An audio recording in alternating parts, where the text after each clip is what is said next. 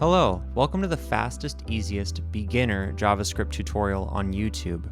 We're going to get started right away. If you're on PC, you're going to use the Notepad app and follow along with me. Come down here and type in Notepad and click right there.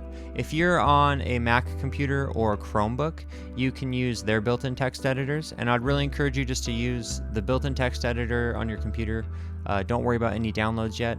Let's just stick to this beginner focused tutorial just to learn some of the basic ideas. So before we write our JavaScript, we're actually going to write a little bit of HTML. I would always get frustrated when I was trying to learn a little bit of JavaScript early on because there would be HTML and I'd say I don't want to learn HTML, I want to learn JavaScript, but really the two are very closely linked, and you need to know a little bit of basic HTML to be able to write with JavaScript in most settings. So the first thing we're going to do is we're going to do the bracket button, which is on our keyboard right above our spacebar. Do shift and do the bracket.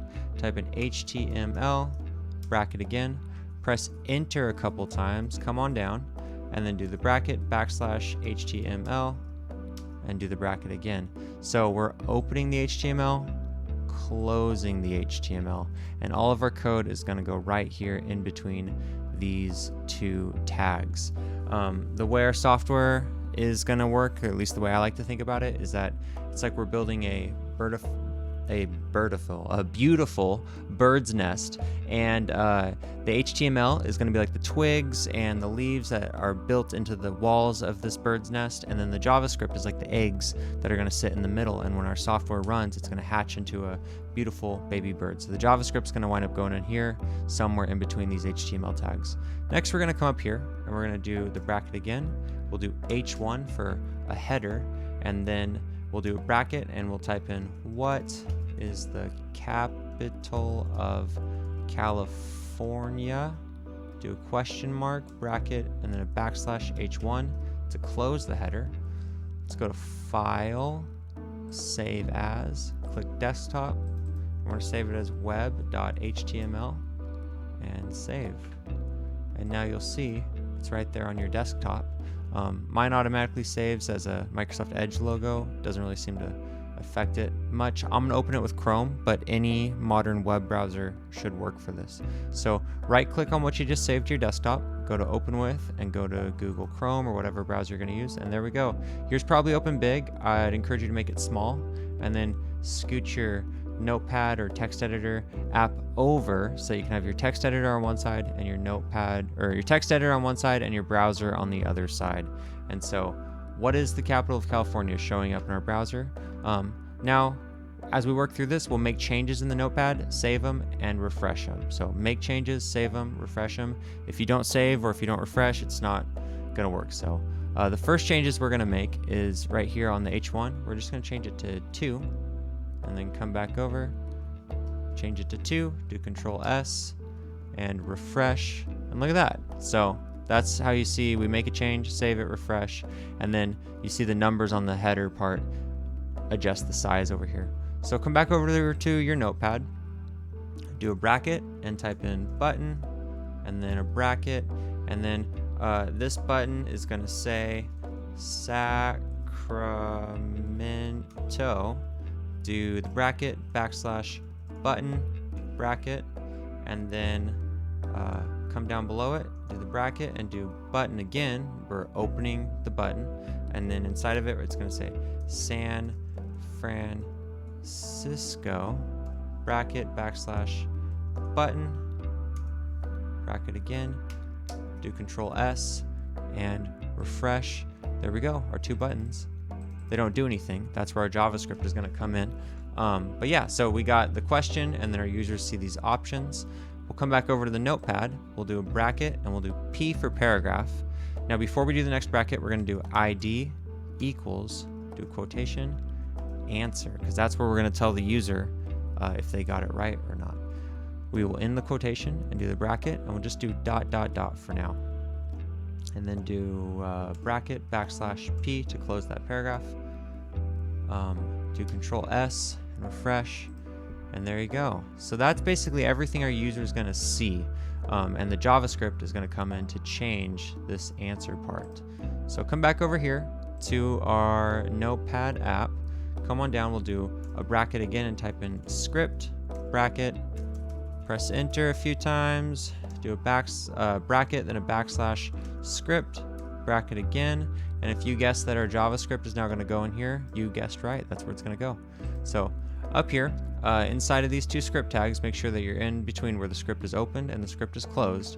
The first thing we're going to do is type in the word function. And a function is just a set of code or instructions that the computer will run whenever the function is called. And so we're going to write the function first before we call it. And this function will be called correct.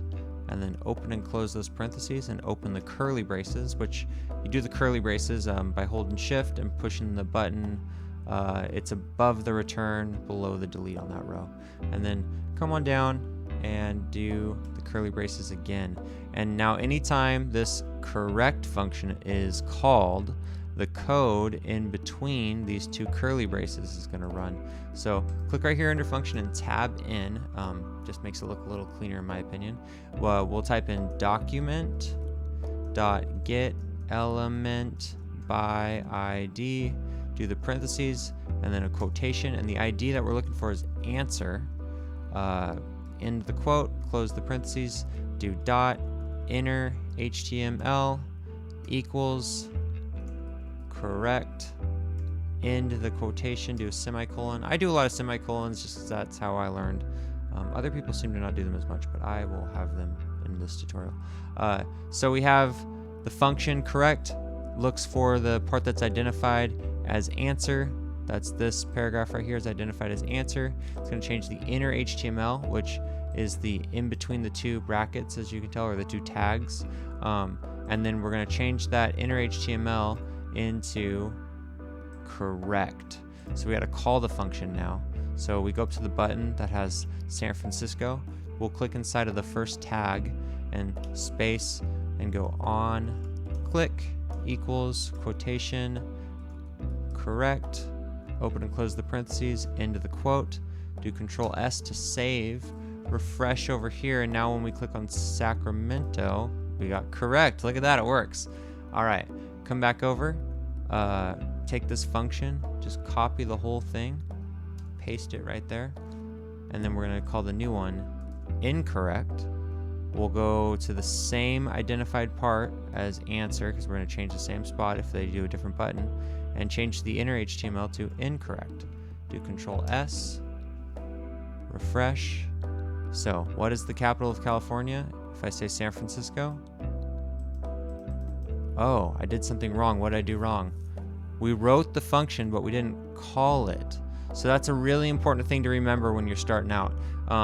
It's kind of like buying groceries and setting up a recipe down here, but if you don't call it, it's like never cooking what you get. So we need to take the incorrect function, we need to call it. So we go inside of this first tag for the button that's labeled San Francisco, do a space, go on, click, equals, quotation, incorrect, open and close the parentheses, end the quotation, save it all, and I think we got something that works.